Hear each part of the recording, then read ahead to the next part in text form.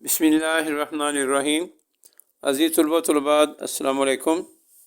For ever education کے educational plate form پر ایک نئے لیکچر کے ساتھ حاضر ہوں، اور آج کا ہمارا لیکچر اردو جماعت داہم کی نظم فاطمہ بنت عبداللہ کی مکمل مشق کا حل ہے۔ جو بچے میرے چینل پر نئے آئے ہیں، جنہوں نے ابھی تک میرا چینل سبسکرائب نہیں کیا، میرے چینل کو جلدی سے سبسکرائب کریں، شیئر کریں، لائک کریں اور بیل آئکن کا سوئچ بٹن دبانا مت بھولیں، تاکہ ہر نئی آنے والی ویڈیو کا فوری طور پر نوٹیفیکیشن آپ کو مل سکے اور کوئی بھی ضروری ویڈیو آپ سے چھوٹ نہ پائے۔ بیٹا یہ سوالات کا سوال جو ہے بورڈ میں 10 نمبر کا آتا ہے۔ 8 سوالات سے پوچھے جاتے ہیں، جن میں سے 5 کے آپ نے جوابات تحریر کرنے ہوتے ہیں۔ اور یہ جو سوال ہے، جب آپ شروع کریں گے تو جو سوال کا آپ جواب دینا ہے اس کا جلد لکھیں گے۔ جیسے کہ اس نظم کا پہلا سوال ہے، مندرجہ سوالات کے جواب تحریر کریں۔ جو ظلف برسے ہوئے بادل سے کون مراد ہے؟ جب ہم دو جواب دیں گے تو اس میں سب سے پہلے اس کی ہیڈنگ دیں گے، برسے ہوئے بادل سے مراد۔ برسے ہوئے بادل سے مراد امت مسلمہ ہے، جو اپنے اسلاف کے خصائص سے محروم ہو کر بدحالی اور زوال کا شکار ہے۔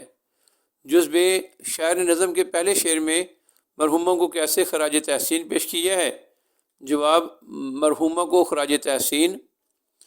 نظم کے مطلع میں شاعر نے مرحومہ فاطمہ بنت عبداللہ کو خراج تحسین پیش کرتے ہوئے اس کی شہادت کو امت مسلمہ کی عزت و آبرو اور معصومیت کا پیکر قرار دیا ہے۔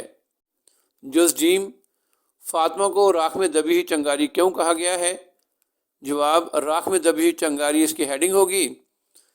مسلمان قوم کردار اور عمل سے بیگانہ ہو کر اپنے اصلاح کی خوبیوں سے محروم ہو چکی تھی۔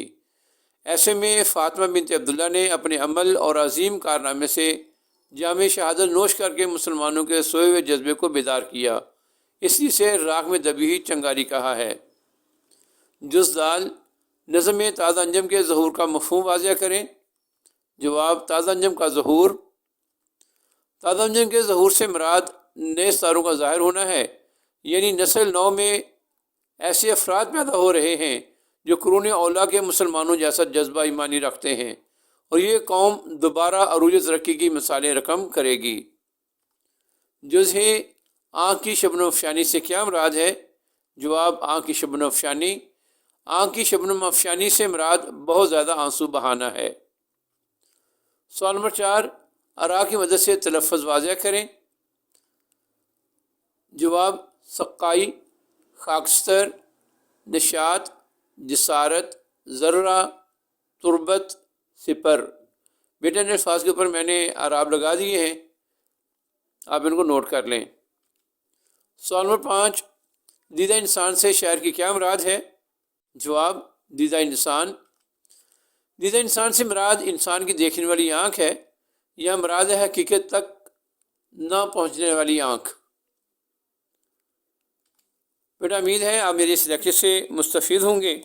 آپ خود بھی اس کو سنیں، اس کو یاد کریں اور اپنے احباب میں اس کو شیئر کریں، تاکہ زیادہ سے زیادہ طلباء اس سے مستفید ہو سکیں۔ جلد ایک نئے لیکچر کے ساتھ حاضر ہوں گا، تب تک کے لیے فی امان اللہ۔